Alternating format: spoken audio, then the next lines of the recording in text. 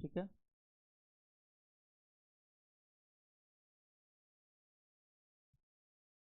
चलिए, good morning all of you. अभी हम लोग एक आज का टॉपिक है हैप्लॉइड और डिप्लॉइड के बारे में। अच्छा, पहले हैप्लॉइड और डिप्लॉइड को हैप्लॉइड डिप्लॉइड तो बता दिए थे। अब कुछ क्वेश्चन हम लोगों को सॉल्व करना है।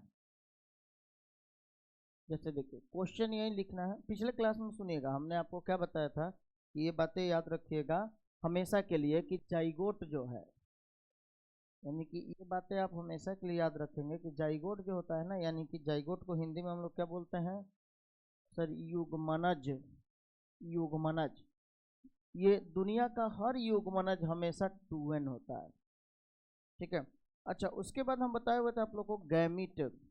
गैमिट के बारे में, गैमिट को हिंदी में कहते हैं युग्मक। और दुनिया का हर युग्मक जो होता है ये एन होता है। एन का मतलब होता है हैप्लॉइड, यानी कि एक गुणित। अच्छा, 2n को हम लोग क्या बोलते हैं सर? डिप्लॉइड। 2n को, डिप्लॉइड को हम 2n से डिनोट करते हैं। अच्छा, उसके बाद n का मतलब होता है हैप्लॉइड। हैप्लॉइड का मतलब होगा एक गुणित। इसका हिंदी लिख लेंगे, सॉरी, इसका हिंदी हो जाएगा द्विगुणित। द्विगुणित। और नीचे वाले का हिंदी क्या हो जाएगा? एक गुणित। एक गुणित। तो द्विगुणित और एक गुणित। तो ये बातें हमेशा आप याद रखेंगे कि द्विगुणित और एक गुणित में, और इसका कुछ कंसेप्ट भी हम उसको भी बता देते हैं, उसी हिसाब से आपको ध्यान में रखना है। ये इस साल का ऐसा कोई भी ईयर नहीं है जिस साल इससे क्वेश्चन नहीं पूछा गया हो। प्रत्येक साल इससे क्वेश्चन आता है। आपको याद रखना है। देखिए, जैसे क्वेश्चन क्या क्या आता है, write the ploidy of the following. Write the ploidy of the following, यानी इसका हिंदी हुआ निम्नलिखित के,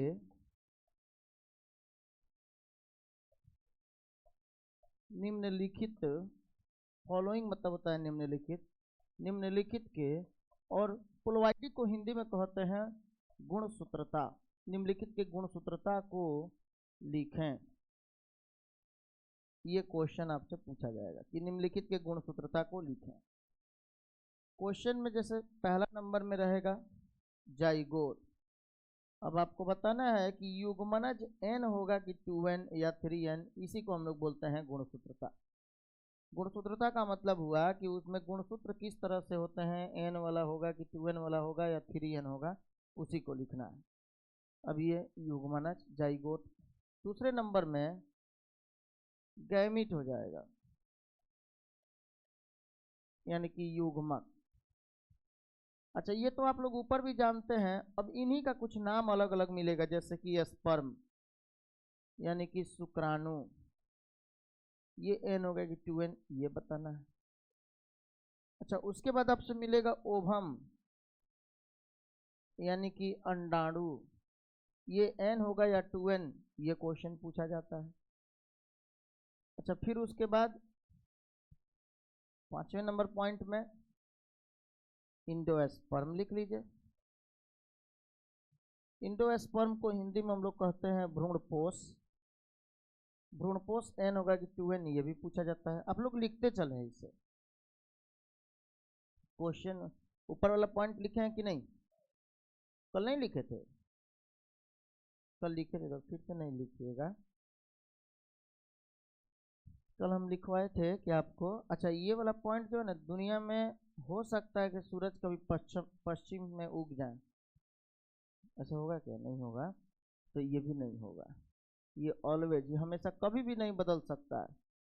ये हमेशा के लिए यहीं रहेगा। क्या रहेगा कि सर गैमिट जो है हमेशा एन होता है, और जाइगोट जो है ये हमेशा 2n होता है। ये कभी भी चेंज नहीं हो सकता है, हमेशा बिल्कुल समान ही रहेगा।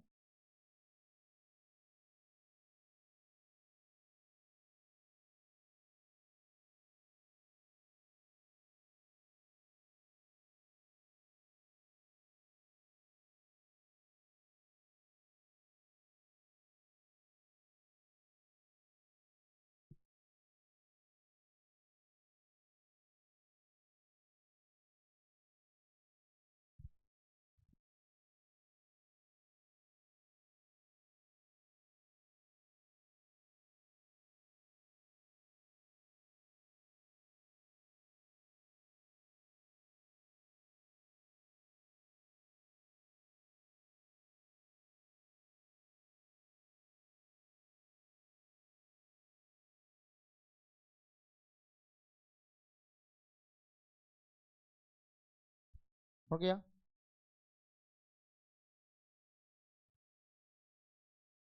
मॉर्निंग में जगिए, जगने के बाद थोड़ा एक्सरसाइज करिए, कम से कम 30 मिनट्स तक एक्सरसाइज हो, ताकि उससे क्या होगा कि आपका बॉडी एक्टिव रहेगा।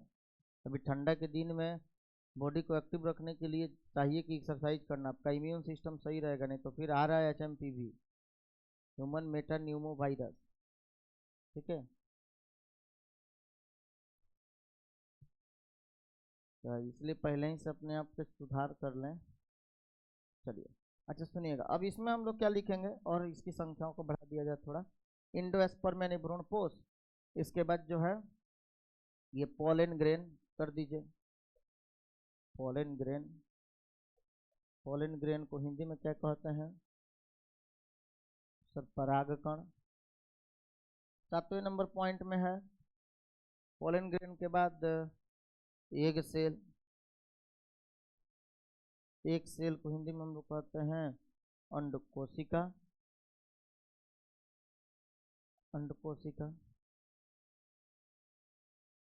बस इस चैप्टर से इससे ज़्यादा तो आ ही नहीं सकता।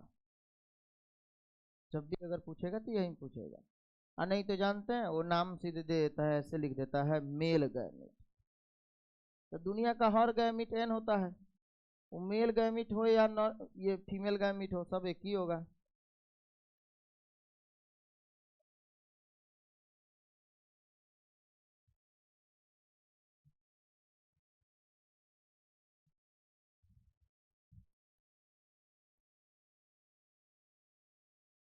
फीमेल गैमिट, फीमेल गैमिट का मतलब हुआ मादा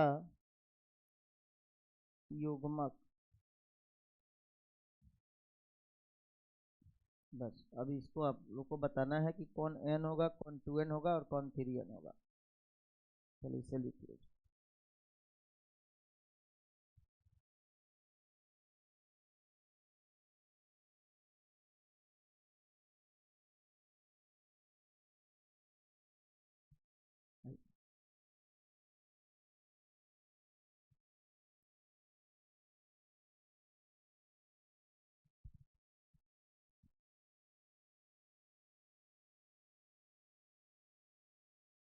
चलिए अब बताना है कि क्या क्या होगा इसमें।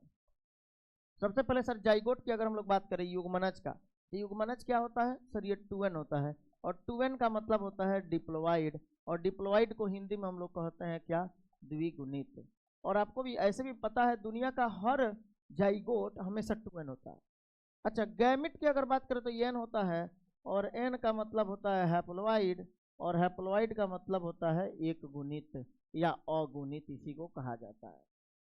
और दुनिया का हर गैमीट एन होता है, हर युग्मक एन होता है।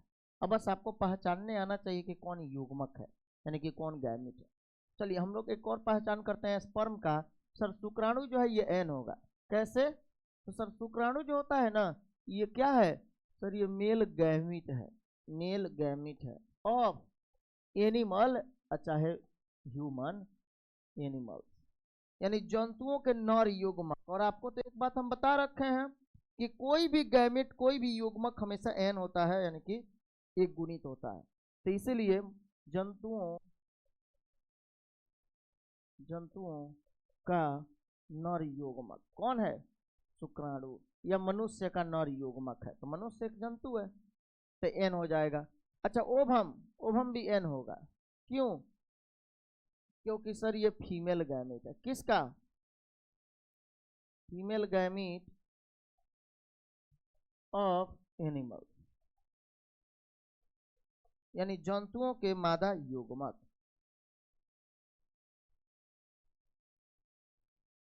जंतुओं के मादा युग्मक, ठीक है। अच्छा अब हम लोग बात करेंगे किसका? इंडोस्पर्म का। थोड़ा सा इसमें स्पेस की दिक्कत हो रही है, बढ़ा लेते हैं। सुनिए, अब बात करेंगे हम लोग इंडोस्पर्म का। इंडोस्पर्म भ्रूणपोष को कहते हैं। अच्छा भ्रूणपोष क्या है सर? भ्रूणपोष 3n होता है।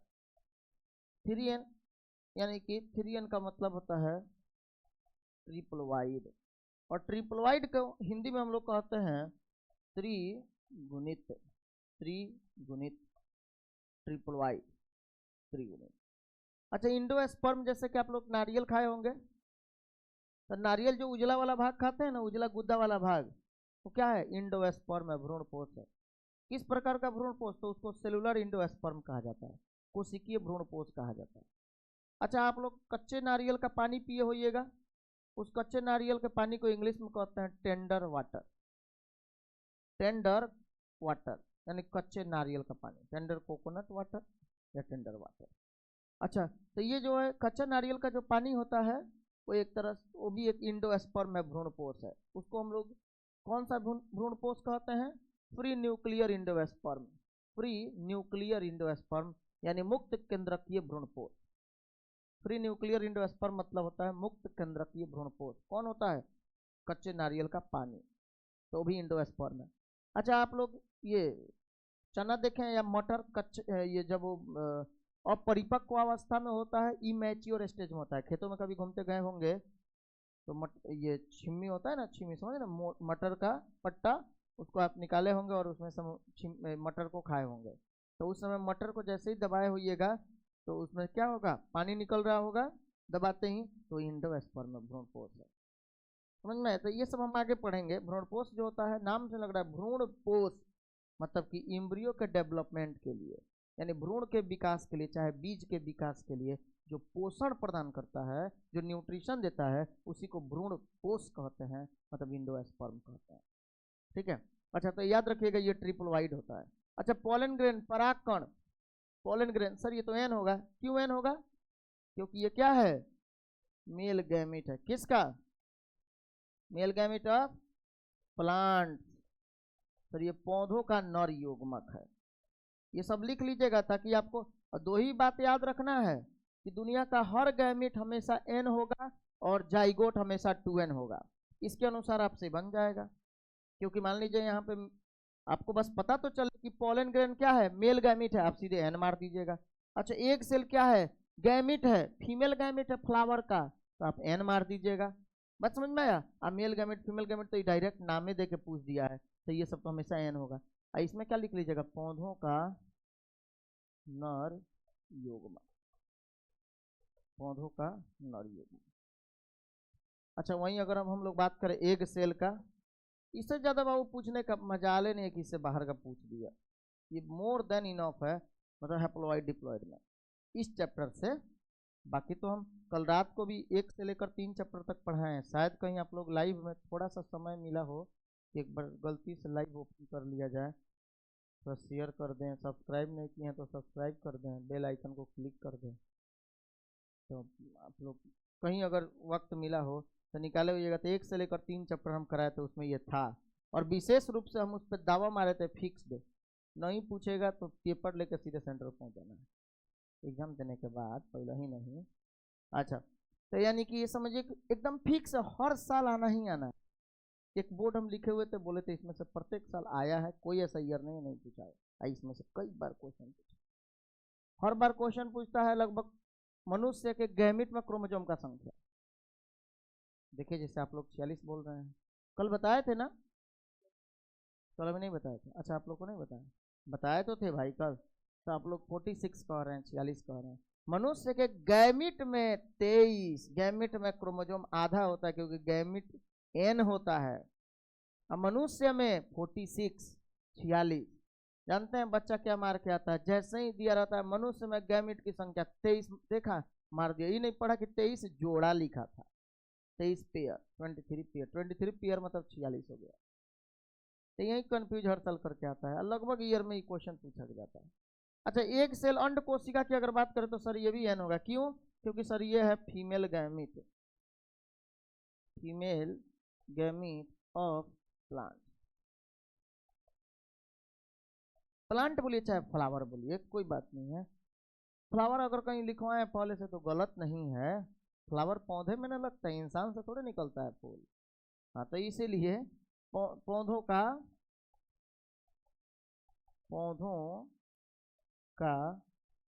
मादा युग्मक,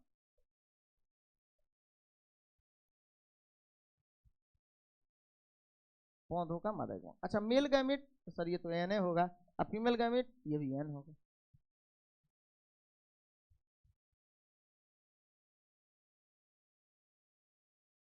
ये सब मोस्ट इम्पोर्टेंट टॉपिक है, सब पॉइंट है, ठीक है। तो इसलिए इस सब पे ध्यान रखिएगा।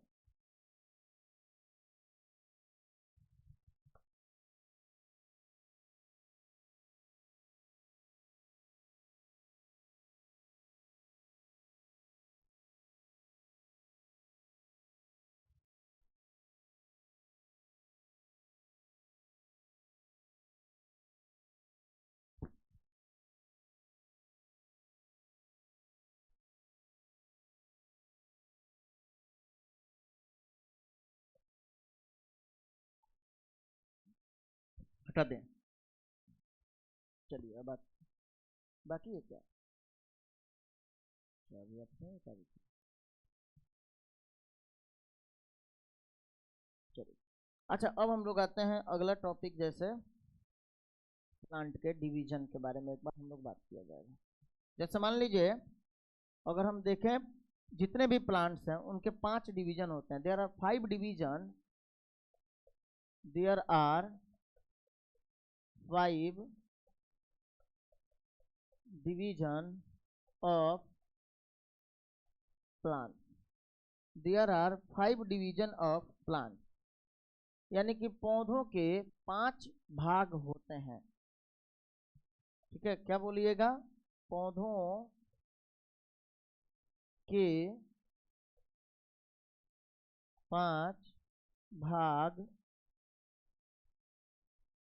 होते हैं, पौधों के 5 भाग होते हैं। कौन कौन, अब देखिए जैसे कि आपको पता है, अगर हम वही बात करें एनिमल्स के कितने डिवीजन होते हैं, तो सर सबसे पहले आप बोलिएगा सर एनिमल में डिवीजन शब्द का तो यूज ही नहीं करते हैं, पहले ये गलत आप बोल रहे हैं। फाइलम वर्ड यूज किया जाता है, यानी कि संघ वर्ड यूज किया जाता है।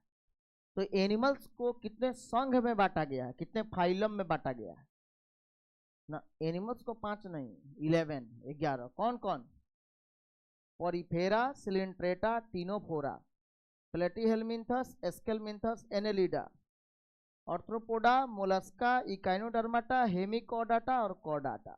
टोटल 11 को फाइलम है, यानी कि संघ है। पूरे एनिमल्स को इसी के अंतर्गत बांटा गया है। कितने किंगडम में बांटा गया है जंतुओं को, पूरे जीवों को 5 किंगडम में, एम्प्रोएफपीए, मोनेरा, प्रोटिस्टा, फंजाई, प्लांटी और एनिमेलिया। नहीं पढ़े हैं, मोनेरा, प्रोटिस्टा, फंजाई, प्लांटी यानी पादप जगत और एनिमेलिया यानी कि जंतु जगत। सर ये सब कहाँ पढ़े हैं हम लोग बायोलॉजी में जादूगर सबके पास घूम रहे थे, घूमते घूमते पता नहीं क्या पढ़ लिए। हमको 2 दिन पहले एक बच्चा भेजा था, हम स्टेटस में डाले हुए थे कि सर फार्मेसी का एग्ज़ाम देने हम आए हैं, फर्स्ट सेमेस्टर का, जो आप मतलब फार्मेसी में उसका एडमिशन हो गया, फर्स्ट सेमेस्टर का एग्ज़ाम वो दे रहा था अपने कॉलेज में। तो बताया कि सर जो 11th में आप पढ़ाए ना उसी से हम एग्ज़ाम दे दिए, हमको कुछ एक्स्ट्रा पढ़ने की ज़रूरत नहीं पड़ी। तो ऐसा लग रहा था सारा चीज़ वहीं, क्वेश्चन भेजा था हम ग्रुप में, स्टेटस में लगाए भी थे एक दिन, पता नहीं शायद आप लोग देखे हो। तो क्वेश्चन आप देखे होइएगा, 11th का सारा क्वेश्चन उठा के दे दिया जो हम लोग 11th में पढ़े हुए। तो बस आप लोग ध्यान दीजिएगा तभी कुछ हो पाएगा भाई, आप लोग को यादें नहीं हो रहा है, बताइए सब भूल जा रहे हैं। पता है पादप, पादप कहते हैं पौधों को, पौधों को 5 भाग में बांटा गया। जिस तरह हम लोग फाइलम में एनिमल को बांटे हैं, उस तरह प्लांट के लिए फाइलम वर्ड यूज नहीं किया जाता है, प्लांट के लिए डिवीजन वर्ड यूज किया जाता है। तो पौधे के 5 भाग होते हैं, यानी 5 डिवीजन होता है। कौन कौन सर, अलगी, अलगी, ब्रायोफाइटस, ब्रायोफाइटस, टेरिडोफाइटस,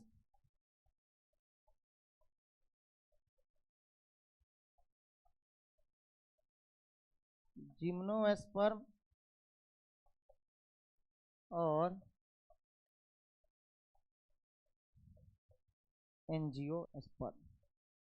अच्छा, यानी अलगी को हिंदी में हम लोग शैवाल कहते हैं, और आप अपने कॉमन भाषा में इसी को काई कहते हैं, जिस पर पैर फिसलता है, ये शैवाल है। ब्रायोफाइटस, आपको पता है ब्रायोफाइटस एक ऐसा पौधा है जो वाटर प्लस लैंड दोनों पर रहता है। ये बात याद रखिएगा, वाटर प्लस लैंड, यानी जल में भी रहता है और जमीन पर भी रहता है। मतलब कि इसको एम्फीबियन कहा जाता है, उभयचर कहा जाता है। अच्छा, टेरिडोफाइटस,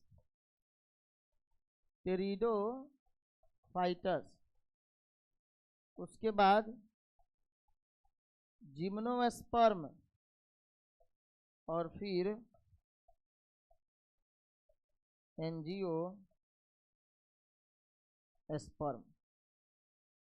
तो इस तरह से पौधों को टोटल कितने भागों में बांटा गया है सर? पौधों को टोटल 5 भागों में बांटा गया है। अब देखिए, इसमें से शैवाल, ब्रायोफाइटस और टेरिडोफाइटस, ये तीनों को हम लोग क्या कहते हैं sir? Lower class of plant. Lower class of plant का मतलब क्या हुआ? बहुआ पौधा समझिए, निम्न स्तर का पौधा। इसको हम लोग क्या बोलेंगे? निम्न स्तरीय पौधे। तो निम्न स्तरीय पौधे ये हो। और इन दोनों को हम लोग क्या बोलते हैं सर? Higher plant. अच्छा, हायर क्लास ऑफ प्लांट। ये लोअर प्लांट हो गए, निम्न स्तरीय पौधे या निम्न, हाँ। और ये हो गया उच्च स्तरीय पौधे, इसको हायर प्लांट लिख सकते हैं, चाहे हायर क्लास ऑफ प्लांट कर लीजिए। कहे ये थोड़ा अधूरा रहेगा। हायर क्लास ऑफ प्लांट यानी कि उच्च स्तरीय पौधे। ठीक है, इसको हिंदी में लिख लीजिए, उच्च स्तरीय पौधे। तो निम्न स्तरीय पौधे और उच्च स्तरीय पौधे, इस तरह पौधों को टोटल 5 भागों में बांटा गया। क्वेश्चन में पूछा जाता है who among the following is amphibian, यानी निम्नलिखित में से कौन उभयचर है? क्वेश्चन बताइए। ब्रायोफाइटस, याद रखिएगा। उभयचर जैसे प्लांट में तो आप उभयचर बोल दिए, एनिमल में उभयचर किसको कहते हैं? मेढक को। मेढक जानते हैं ना, कॉमन भाषा में आप लोग बेंग कहते हैं। हाँ भैया, तो आ गया। अच्छा, इसके लार्वा को, मेढक के बच्चा को टेडपोल कहा जाता है। Tadpole larva.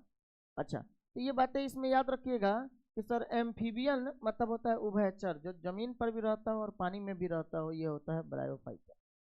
ठीक है, यानी कि सर हम एक बात इसमें लिख सकते हैं,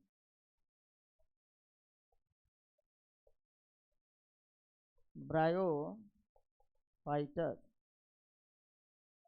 इज, ब्रायोफाइटस होता है क्या? Is amphibian. एम्फीबियन किसमें? Among plant. एमोंग मतलब में, यानी bryophytes is amphibian among plant, यानी पौधों में उभयचर ब्रायोफाइटस होता है। बस समझ में आया? यानी कि ब्रायोफाइटस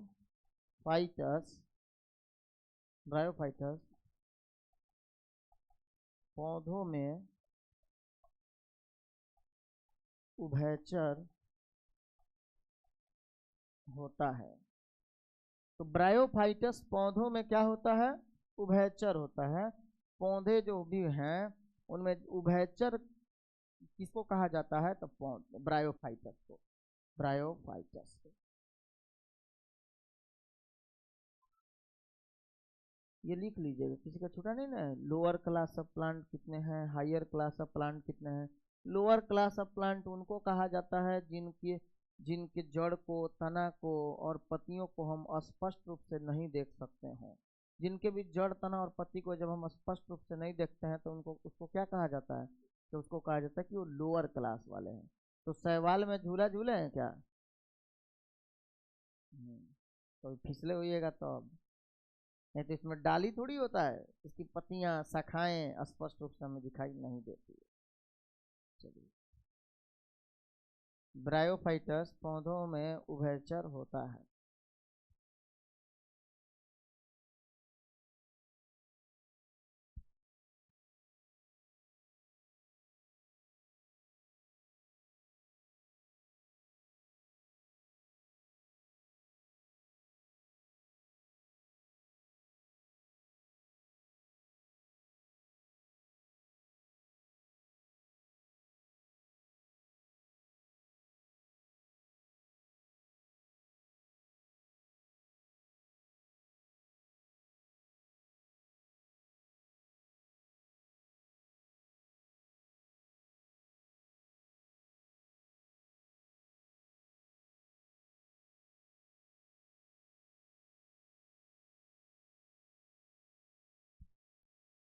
चलिए, अच्छा अब सुनिएगा, अब हम लोग आते हैं सर ये जो जिम्नोस्पर्म और पौधा में सर, पौधा में आप जो बताए हैं अभी किसको, एक जिम्नोस्पर्म को और एक एंजियोस्पर्म को, जिम्नोस्पर्म को और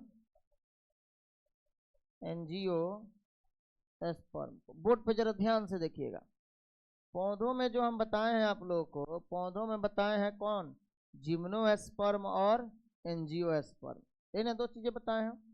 अच्छा तो सर पौधा में जो जिम्नोस्पर्म और एंजियोस्पर्म आप बताए हैं, ये जिम्नोस्पर्म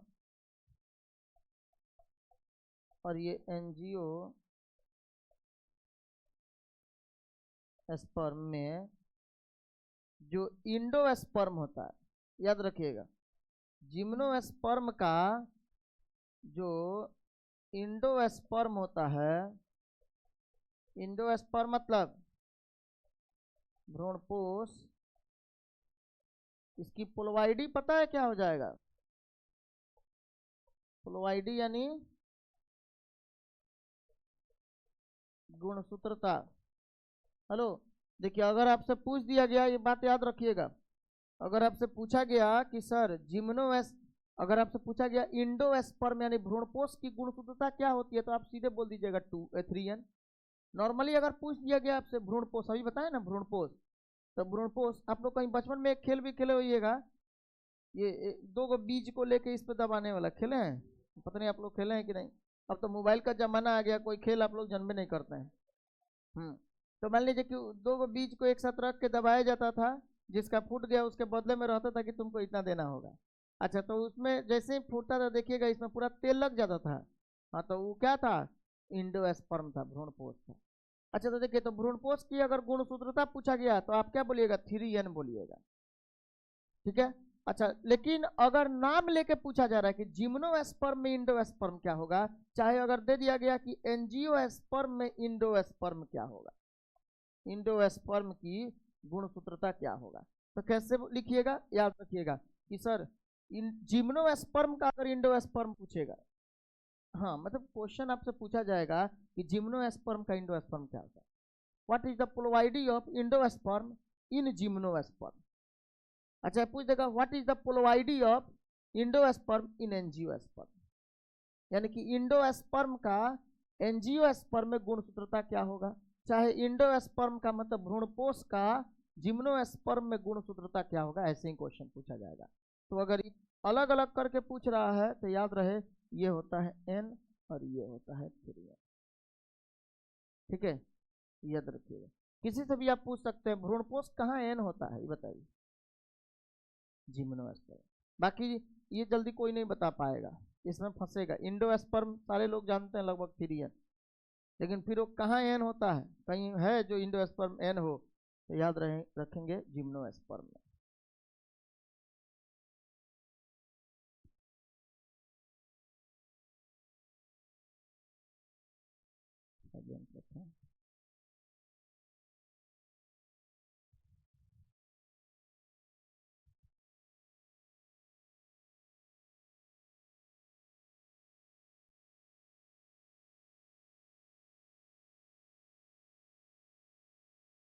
चलिए अब सुनिएगा, अब हम लोग आते हैं अगले टॉपिक पे। अच्छा अगर बात किया जाए ह्यूमन में नंबर ऑफ क्रोमोसोम बताइए कितना होता है, number of chromosome in human. Number of chromosome in human का मतलब हुआ मानव में गुणसूत्र की संख्या, ठीक है, मानव में गुणसूत्र की संख्या कितना होता है, 46 क्रोमोसोम होता है, यानी कि गुणसूत्र। मानव में कुल गुणसूत्र की संख्या कितना होता है, number of chromosome in human 46 होता है, 46 होता है। अच्छा अब देखिए ह्यूमन जो है यानी मानव या मनुष्य, ये तो दो तरह से होता है ना, एक होता है जैसे कि सर मेल और दूसरा होता है फीमेल, यानी नर और मादा। मानव क्या क्या होता है सर? ये मानव दो तरह से होता है, एक मेल होता है और दूसरा फीमेल होता है। अच्छा, बोर्ड पे देखिएगा, अभी नहीं लिखिए। मेल में अब आपसे पूछा जाए नंबर ऑफ क्रोमोजोम बताइए कितना होगा, तो सर अभी तो आप बोले हैं 46 क्रोमोजोम होगा, तो मेल में भी 46 ही होगा और फीमेल में भी 46 ही क्रोमोजोम होगा। लेकिन यहाँ पे कैसे, अब 44 प्लस मेल है तो एक्स वाई होगा। 44 और 2 46 नहीं हो गया। अच्छा, फीमेल में अगर हम बात करें तो 44 प्लस एक्स एक्स होगा, 44 और 2 ये कितना हो गया 46, यानी 46 क्रोमोजोम हुआ। अच्छा, तो इसमें अब आपको ये जानना है कि सर ये 44 को क्या कहते हैं। ये याद रखिएगा, मानव के अगर मेल में पूछा जाए तो 44 प्लस एक्स वाई क्रोमोजोम होते हैं और फीमेल में 44 प्लस एक्स एक्स होते हैं। अच्छा, यहाँ पे जैसे 44 प्लस एक्स वाई क्या है, तो 44 को सर हम लोग कहते हैं ऑटोसोम। 44 को ऑटोसोम कहते हैं। ऑटोसोम को हिंदी में कहा जाता है अलिंग गुणसूत्र, अलिंग गुणसूत्र। और इसमें एक्स वाई जो आप देख रहे हैं इसे सेक्स क्रोमोजोम कहा जाता है। Sex chromosome is responsible for the formation of sex, यानी कि मेल होगा या फिर फीमेल होगा, यानी सेक्स मतलब लिंग होता है, तो लिंग के निर्माण के लिए, for the determination of sex या सेक्स डिटर्मिनेशन के लिए कौन भाग लेता है पूरे 46 क्रोमोजोम में? बस यही सर 2 क्रोमोजोम है जिसको सेक्स क्रोमोजोम कहा जाता है। लड़का होगी या लड़की, इसका निर्धारण किसके द्वारा होता है सर? सिर्फ इसके द्वारा, ये सेक्स क्रोमोजोम के द्वारा। इसको हिंदी में हम लोग बोलते हैं लिंग गुणसूत्र, लिंग गुणसूत्र के द्वारा। ठीक है, लिंग गुणसूत्र के द्वारा। अच्छा, तो इसमें भी सेम वैसे ही हो जाएगा, 44 प्लस 44 को ऑटोसोम हो जाएगा और ये एक्स एक्स को हम लोग सेक्स क्रोमोजोम कहेंगे, लिंग गुणसूत्र कहेंगे। तो इस तरह से ये बातें आप लोग याद रखेंगे कि ऑटोसोम जो होता है सर ये किसी भी प्रकार के लिंग के निर्धारण में भाग नहीं लेता है, लेकिन ये सेक्स डिटर्मिनेशन जो होता है, सॉरी ये सेक्स क्रोमोजोम जो होता है ये रिस्पॉन्सिबल है सेक्स डिटर्मिनेशन के लिए, यानी कि लिंग डिटर्मिनेशन मतलब होता है निर्धारण और सेक्स मतलब लिंग, तो लिंग निर्धारण के लिए कौन उत्तरदायी है? तो सर सेक्स क्रोमोजोम हो जाएगा। तब क्वेश्चन में पूछा जाता है कि मेल में सेक्स क्रोमोजोम कौन कौन होते हैं, तो सर 2 प्रकार के होते हैं, एक्स और वाई। अच्छा, फीमेल में सर एक ही प्रकार का होता है एक्स एक्स, 2 होता है लेकिन एक ही प्रकार का, एक ही प्रकार का ना होगा। एक्स एक्स अगर 20 को रहे तो सब तो एक ही प्रकार का ना है, 20 है एक्स ऐसे बोलिएगा, तो यहाँ पे 2 होता है एक्स, लेकिन ये एक ही प्रकार का है सिर्फ एक्स क्रोमोजोम, लेकिन यहाँ होता है एक्स और वाई दोनों क्रोमोजोम। इसलिए male is responsible for the formation of girl child या बॉय चाइल्ड। मतलब कि अगर पूछा जाए कि बताइए लड़का, ये पुरुष में और नर में, सॉरी दोनों एक ही बात बोल दिया, मेल में और फीमेल में, ज़्यादा हिंदी बोलने पर हम गड़बड़ा जाते हैं। मेल में और फीमेल में क्या होता है, और ऐसे तो बच्चा आदत लगा दिया है, मेजोरिटी ऑफ स्टूडेंट हिंदी वाला जो होता है, हिंदी वर्ड बोलते बोलते इतना आदत लग गया है कि हर बार इंग्लिश बोलने पर ब्रैकेट में दिमाग में आ जाता है कि ब्रैकेट में हिंदी बोल देना है, इंग्लिश बोलिए तो ब्रैकेट में हिंदी बोल देना है। तो देखिए मेल और फीमेल में, मेल और फीमेल में क्या होता है कि इसमें मेल में तो क्रोमोजोम का संख्या एक्स और वाई दोनों होता है, लेकिन फीमेल में केवल एक्स और एक्स होता है। तो अगर पूछा जाए बताइए कौन मेल और फीमेल में से कौन उत्तरदायी है लड़का या लड़की के निर्माण के लिए? हमेशा मेल इज रिस्पॉन्सिबल फॉर ये मेल चाइल्ड या फीमेल चाइल्ड, बस समझ में आया? हमेशा लड़का के लिए या लड़की के लिए उत्तरदायी होगा सिर्फ मेल चाइल्ड, मेल यानी कि पुरुष। ठीक है, चलो इसको पहले एक बार आप लोग नोट करिएगा।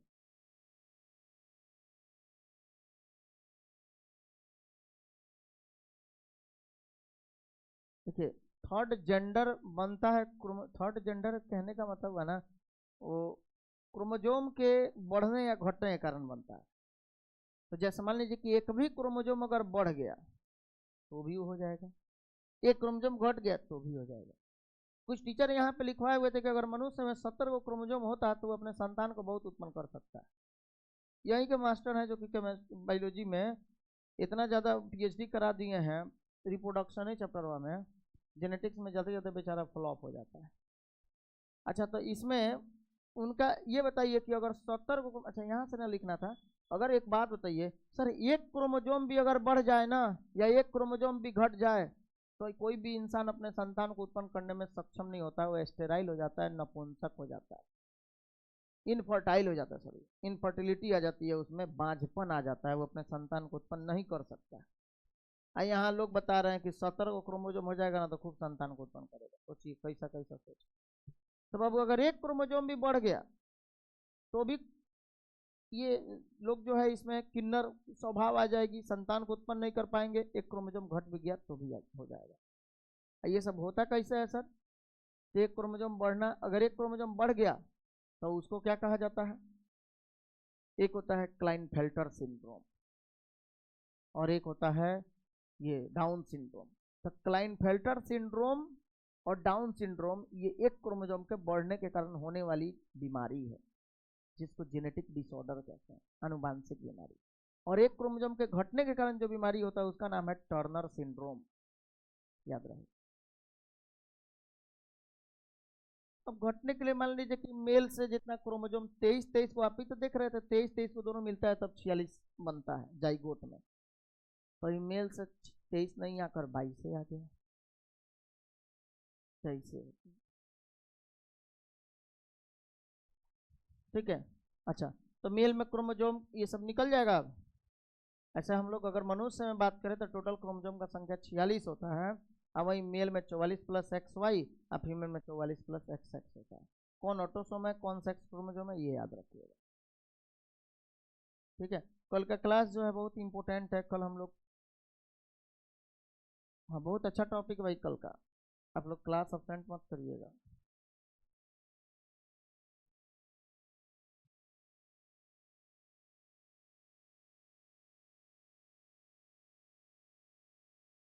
चलिए ठीक है,